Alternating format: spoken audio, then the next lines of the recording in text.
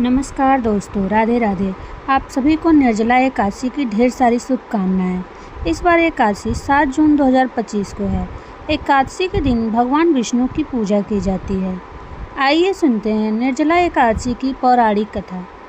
पौराणिक कथाओं के अनुसार निर्जला एकादशी की कथा मिलती है, जो इस प्रकार है। एक बार हुआ यूँ कि सभी पांडवों को धर्म, अर्थ, काम और मोक्ष प्राप्ति के लिए महर्षि वेदव्यास ने एकादशी व्रत का संकल्प करवाया।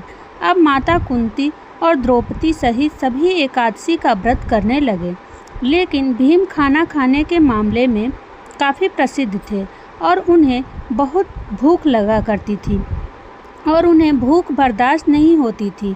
इसलिए उन्हें महीने में 2 दिन उपवास रखना बहुत कठिन था।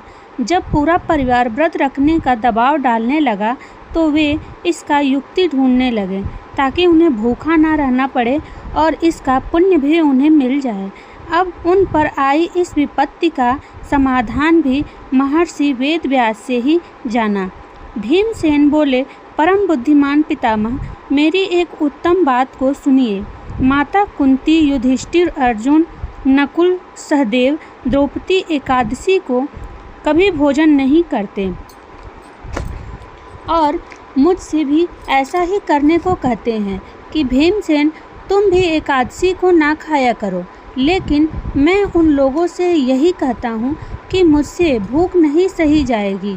भीमसेन की बात सुनकर व्यास जी ने कहा, यदि तुम्हें स्वर्गलोक की प्राप्ति अभिष्ट है और नर्क को तुम दूषित समझते हो तो दोनों पक्षों की एकादशी को भोजन मत किया करो।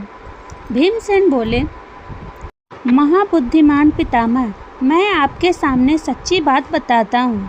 एक बार भोजन करके भी मुझसे व्रत नहीं किया जा सकता, फिर उपवास करके मैं कैसे रह सकता हूँ। मेरे उदर में व्रत नामक अग्नि सदा प्रज्वलित रहती है, अतः जब मैं बहुत अधिक खाता हूँ तभी ये शांत होती है।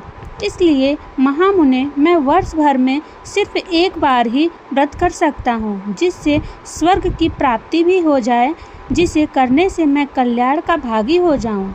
ऐसा कोई व्रत बताइए, निश्चय करके मुझे बताइए, मैं उसका यथोचित होकर पालन करूँगा।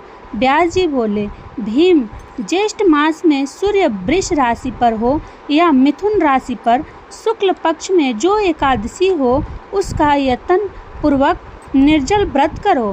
केवल कुल्ला या आचमन करके मुंह में जल डाल सकते हो। उसको छोड़कर किसी